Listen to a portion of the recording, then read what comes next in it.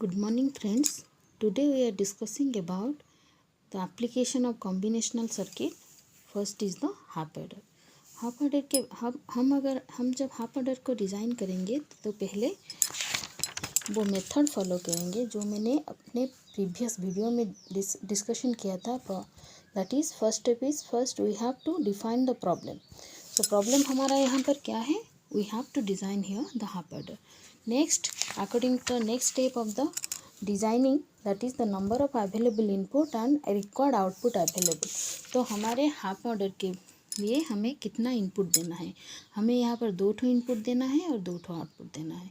2 ठो इनपुट और आउटपुट को पहले हम उसको लेटर से सिंबलाइज करेंगे. तो इनपुट को हम ए और बी देंगे और आउटपुट को हम एस एंड सी देंगे. एस क्या है? सम है और सी क्या है? कैरी है. नेक्स्ट हम लोग इसके लिए ट्रूथ टेबल ड्रॉ करेंगे और ट्रूथ टेबल में हम इनपुट और आउटपुट के बीच में रिलेशन दिखाएंगे. तो इनपुट यहाँ पर हमारा क्या है? ए एंड बी है एंड आउटपुट है एस एंड सी है. सो हमें क्या पता है? If our number of variables are 2 then possible combinations are 2 to the power n. So अगर नंबर ऑफ इनपुट 2 है तो नंबर ऑफ कॉम्बिनेशन कितना होगा? 2 to the power n. मतलब n यहाँ पर है इनपुट तो 2 to the power 2 हो गया तो 4 हो गया. तो 4 कॉम्बिनेशन यहाँ पर होगा. दैट इज़ 0 0 0 1 1 0 एंड 1 1 जी. और according to the half adder में हम क्या करेंगे? अगर हमारा इनपुट 0 0 है तो हमारा आउटपुट कितना आएगा? 0 आएगा. और उसके लिए अगर 0 आ गया 1 के पोजीशन में, अगर हमारा 0 आ गया तो कैरी हमारा 0 चला गया. वैसे ही 0 और 1 करेंगे तो हमारा एडिशन कितना आएगा? दैट इज़ 1 आएगा और सम वहाँ पर 0 जाएगा. 1 एंड 0 हुआ मतलब क्या हुआ? दैट इज़ 1 एंड 0 होगा. वैसे ही 1 1 को अगर हम ऐड करेंगे तो हमें मिलेगा 1 0. 1 के पोजीशन में 0 है और कैरी के पोजीशन में 1 है. उसके बाद क्या करेंगे? नेक्स्ट स्टेप में हमारा क्या था? Next we have to simplify the Boolean function for each output is obtain. तो हमारा यहाँ पर जितने तो आउटपुट होगा उसके लिए सिंपलेस्ट बुलियन फंक्शन ड्रॉ करेंगे. तो बुलियन फंक्शन ड्रॉ करने के लिए हम क्या करेंगे? बुलियन फंक्शन ड्रॉ करने के लिए उसका हम के मैप ड्रॉ करेंगे. के मैप किसके लिए निकालेंगे? हमारा यहाँ पर जो अवेलेबल आउटपुट निकला है, अवेलेबल आउटपुट क्या है? सम है और कैरी है. तो हम सम के लिए के मैप ड्रॉ करेंगे और कैरी के लिए के मैप ड्रॉ करेंगे. तो ये हो गया हमारा सम का के मैप और ये हो गया हमारा कैरी का के मैप. तो सम का कैरी मैप के लिए हम क्या करेंगे? सम के मैप के लिए हम क्या करेंगे? इस साइड में लेंगे ए कॉम्प्लीमेंट एंड ए और इस साइड में लेंगे बी कॉम्प्लीमेंट बी.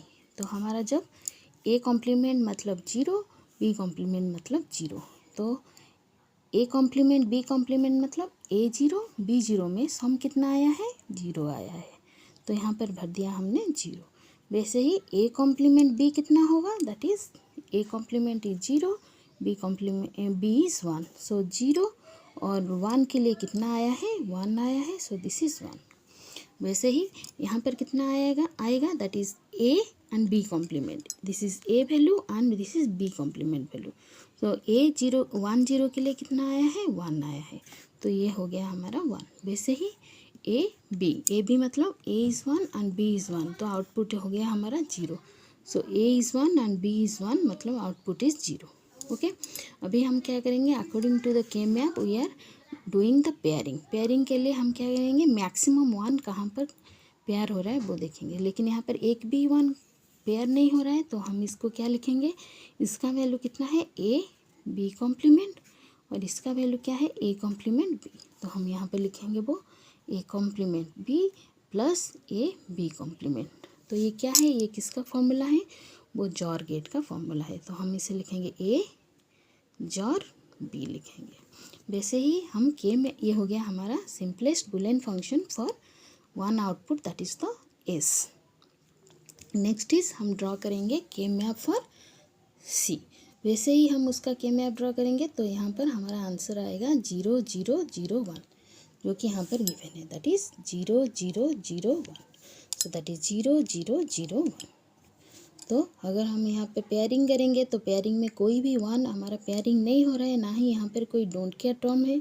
तो यहाँ पर सी कितना आ गया, that is 1 1, that is A B, इसका वैल्यू है A and this is B, that is A B. So C हो गया हमारा ए बी। ओके, उसके बाद हमारे according to the design of combinational circuit next step है, हम इसका क्या करेंगे, ड्रॉ ए लॉजिक डायग्राम। तो यहाँ पर हम ड्रॉ करने के लिए हम उसका बुलियन एक्सप्रेशन लेंगे। सम के लिए बुलियन एक्सप्रेशन एज और बी है, और कैरी के लिए बुलियन एक्सप्रेशन ए बी है। मतलब यहाँ पर हमारा एक जॉर गेट लगेगा और एक एंड गेट लगेगा सी के लिए। तो हमने यहाँ पर सम के लिए एस के लिए एक जॉर गेट कनेक्ट कर दिया और कैरी के लिए एक एंड गेट कनेक्ट कर दिया। हमारा इनपुट कितना था, 2 ही इनपुट था, that is A and B. तो वही ए एंड बी को हमने कनेक्ट कर दिया। जॉर के लिए वही ए बी दे दिया और सी के लिए भी हमने वही एंड के लिए भी हमने वही ए और बी दे दिया। तो ये हो गया हमारा हाफ एडर के लिए ये लॉजिक डायग्राम। Thank you.